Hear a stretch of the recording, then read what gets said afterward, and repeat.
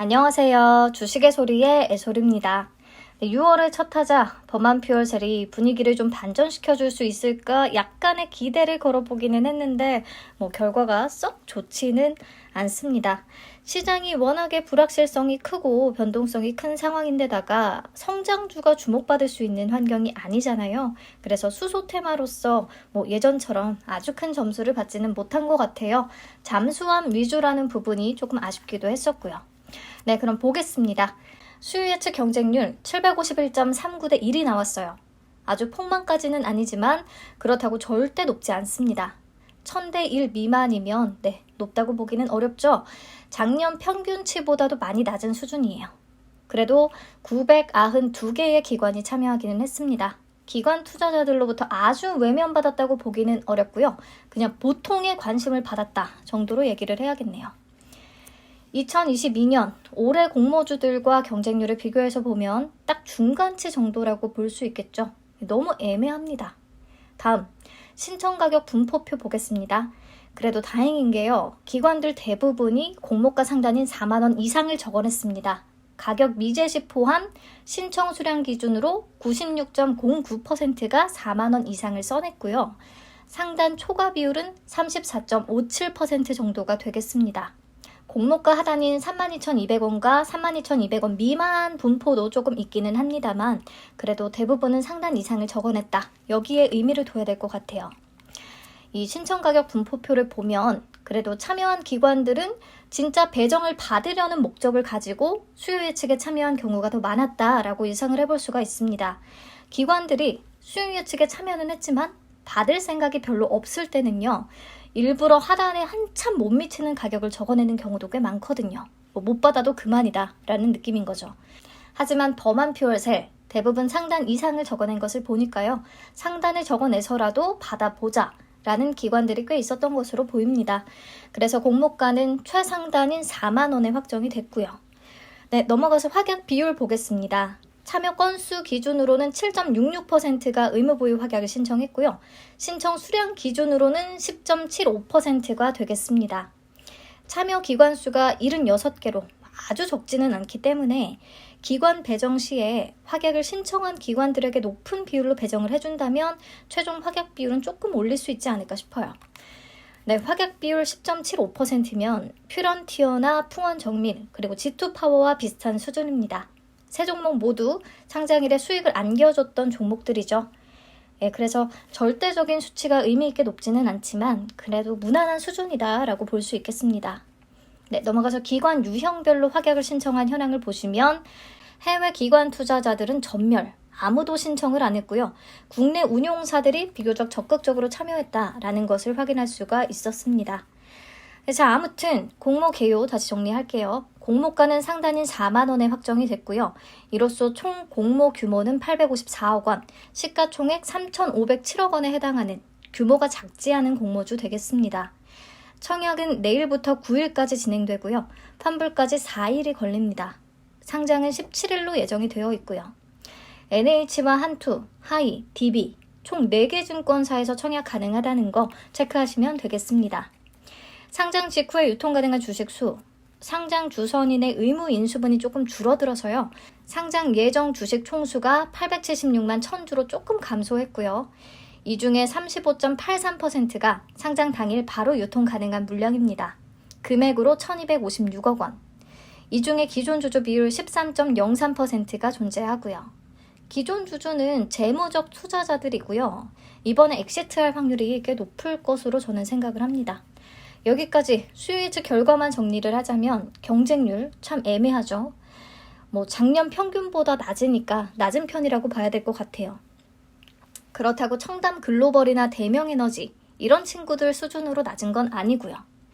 신청가격 분포표는 상단 이상을 적어낸 기관들이 대부분이었기 때문에 경쟁률에 비해서 괜찮다고 생각이 듭니다. 의무보유 확약 비율도 10.75%면 그냥 무난한 수준. 하지만 의미를 부여할 수준은 아닌 거고요. 상장일의 유통 물량은 35.83%, 기존 주주 비율 13.03%, 유통 가능 금액 1256억 원으로 무거운 종목에 해당합니다. 저는 이렇게 유통시총이 크기 때문에 수요 예측 결과가 아주 잘 나와줘야 만족할 만한 결과를 얻을 수 있다고 생각을 했거든요. 하지만 수익 예측 결과가 아주 잘 나왔다고 보기는 어렵기 때문에 약간 갸우뚱하는 수준으로 나와줬기 때문에 기대 수익을 낮춰 잡아야 할 것 같습니다. 자, 조건 비슷한 IPO들을 찾기가 어려웠어요. 우선 유통 가능 금액 1,000억 원대면서 경쟁률이 1,500대 1 미만인 공모주들로 찾아봤거든요. 최근 몇 개. 공교롭게도 수익 예측 결과가 부진했던 종목들이 선별이 됐습니다. 쭉 보시면 이 중에 범한 퓨얼셀이 경쟁률은 실리콘투 다음으로 높고요. 확약 비율도 이 중에서는 높은 편에 속하고요. 유통 물량도 낮은 편에 속하고 기존 주주 비율도 KTB 네트워크를 제외하면 낮은 편에 속하기는 하죠. 그래서 제 개인적으로는 막 바이오 FDNC나 나레나노텍처럼 외면받을 정도의 종목은 아니라고 생각을 하고요. 그나마 실리콘투와 좀 비교할 수 있지 않을까 싶은데 사실 실리콘투 때만 해도 워낙 공모주 붐일 때라 웬만하면 경쟁률이 다 높은 편이었어요. 그래서 경쟁률은 큰 의미 없이 조금 높았던 것이라고 치면 비교했을 때 범한 퓨얼셀의 조건이 아주 나쁘지 않고요. 뒤지지 않고요. 오히려 괜찮고 실리콘투의 사업 내용보다는 그래도 범한 퓨얼셀이 산업 매력도가 좀 더 있지 않나 라고 생각을 해서 기대 수익률 40%에서 50% 정도로 잡고 있습니다. 그래도 이렇게 수익은 줄 거라는 생각이 들어서 저는 청약에 참여할 계획이고요. 배정 물량과 청약 한도 다시 체크를 하겠습니다.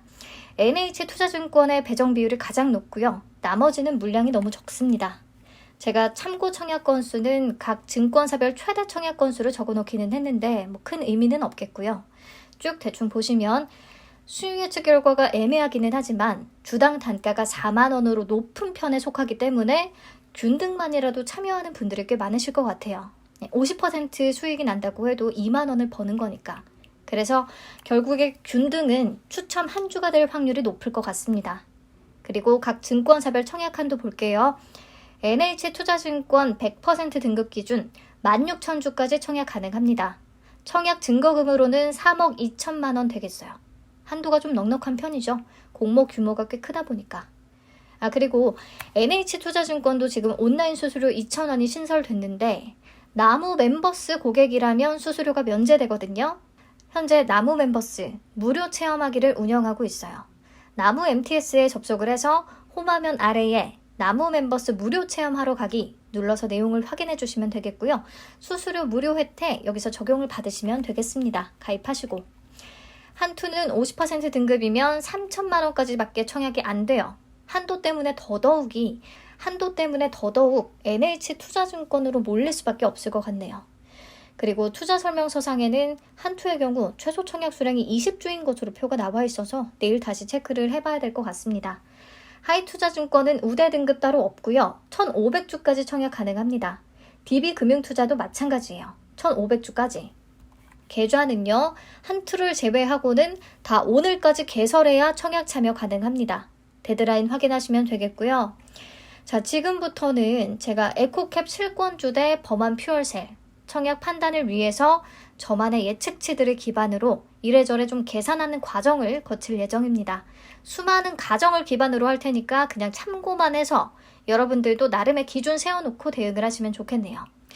왜냐면 범한 퓨얼셀의 1일차 상황까지만 우리가 보고 에코캡 실권주의 최종 판단을 해야 되기 때문에 그렇죠. 우선 범한 퓨얼셀의 예상 비례 경쟁률부터 계산을 해볼 텐데요. 최근 NH투자증권에서 진행됐던 공모주 중에 규모가 좀 컸던 것들로 골라봤습니다. 이지트로닉스와 원준이라는 종목이 있었는데요. 이지트로닉스는 스코넥 엔터테인먼트와 일정이 겹쳐서 수요가 스코넥 쪽으로 확 쏠렸었어요. 보시면 이지트로닉스는 수익 예측 경쟁률만 좀 높다 뿐이지 확약 비율이나 유통 물량 측면에서는 매력이 없었거든요. 그럼에도 불구하고 총 증거금 4.8조, 거의 5조가량이 유입됐습니다. 스코넥에는 6조 넘게 들어왔고요. 원주는 2차 전지 관련주면서 수익 예측 결과도 좋아서 굉장히 흥행에 성공했던 공모주였고요. 13.2조가 유입됐네요. 이때 심지어 아스플로와 CU테크 두 가지 종목과 일정이 겹쳤습니다. 아스플로에는 6.4조, CU테크에는 5.5조가 몰렸었고요. 단독 일정이었다면 아마 원준에 더 큰 증거금이 유입될 수 있었다라는 생각이 듭니다. 네, 보시면 범한 퓨얼셀, 원준과 청약 한도가 거의 비슷합니다. 근데 일정은 에코캡 실권주와 겹쳐 있고요. 자금이 실권주 쪽으로 아주 많이 분산될 것 같지는 않아요. 그리고 범한 퓨얼셀의 주당 단가가 높다 보니까 기대 수익률이 좀 낮아도 주당 수익금이 꽤 된다고 생각을 해서 참여도는 어느 정도 있을 것 같고요. 그래서 우선 11조에서 12조 정도를 잡아봤습니다. 근데 결과가 이렇게 애매할 때는 제 예측 정확도가 더 떨어지긴 하더라고요. 아무튼 11조를 잡으면 비례 경쟁률은 2100대 1 정도로 계산이 됩니다. 비례 한 주를 받기 위해 필요한 증거금은 약 4200만 원 정도가 되겠네요. 자, 이번에는 에코캡 실권주의 기대 수익률을 한번 계산해 보겠습니다. 수익률 계산을 좀 쉽게 하기 위해서 제가 100주를 배정받았다고 가정을 해봤어요. 오늘 에코캡의 종가가 11,000원으로 끝났거든요. 무상증자 권리락 전일까지, 오늘부터 무상증자 권리락 전일까지 11,000원이 딱 유지가 된다고 하면 무상증자 권리락 조정가는 8,462원이 되겠습니다. 이후에 유상증자 신주 상장일까지 주가가 20% 더 빠진다고 가정을 하면 6,740원이 되거든요. 그럼 이 유상증자 신주 상장일의 내 계좌 수익률은 얼마가 될까? 마이너스 4.94%가 됩니다. 이때 바로 매도하면 손실 금액 35,000원을 확정하게 돼요. 손실 확정. 저라면 유상증자 신주 상장일에 배정받은 수량은 먼저 매도할 것 같다고 말씀을 드렸습니다. 무상증자 신주가 들어오기 전에 이전 영상 한번 참고해 주세요. 네, 그 이후 무상증자 신주 상장일에 30주가 공짜로 들어올 텐데 그날의 주가는 또 유상증자 신주 상장일 대비 10%가 추가로 더 빠졌다고 가정을 했어요. 그러면 6,066원이 되고요. 이날 또 바로 매도를 하면 수익 금액은 6,066원 곱하기 30주 해서 18만 1,980원이 되겠습니다. 자, 종합적으로 나의 총 수익금은 얼마냐? 18만 1,980원 빼기 3만 5천원 하면 14만 6,980원이 되겠죠. 수익률은 14만 6,890원 나누기 70만 9천원. 네, 7,090원에 100주를 받았으니까 70만 9천원으로 나눠주면 20.73%가 되겠습니다. 자, 근데요, 다 가정일 뿐이에요. 주가가 제 생각보다 더 빠질 수도 있고요. 예상보다 잘 버텨줄 수도 있습니다. 이 주가 변동성이 불안하다면 실권주는 그냥 패스하세요. 그냥 얼렁뚱땅 실권주에 참여하면 상장일까지 굉장히 심리적인 압박감이 커지거든요. 자, 그럼 비교해서 보겠습니다. 8천만 원을 토스 파킹 통장에 뒀을 때와 범한 퓨얼셀에 청약을 했을 때, 그리고 에코캡 실권주에 청약했을 때 기대 수익금을 한번 비교해보죠. 8천만 원으로 범한 퓨얼셀은 4,000주 청약 가능하고요. 에코캡은 10,000주 청약 가능합니다. 범한 퓨얼셀 4,000주 청약 시 균등은 잘하면 1주, 비례는 2주 정도를 예상하고 있어요. 그러면 총 3주, 배정 금액은 12만 원이 되겠고요. 50% 상승 시 6만 원 벌 수 있습니다. 수수료와 매매 비용 고려 안 하고요. 자, 그러면 에코캡 청약 시에 기대 수익률 20%를 잡고 수익금 60만 원을 내려면 배정 금액이 30만 원은 되어야 합니다. 그러면 43주는 배정을 받아야 된다는 뜻이거든요. 30만 원 나누기 7,090원 해주면 되겠죠?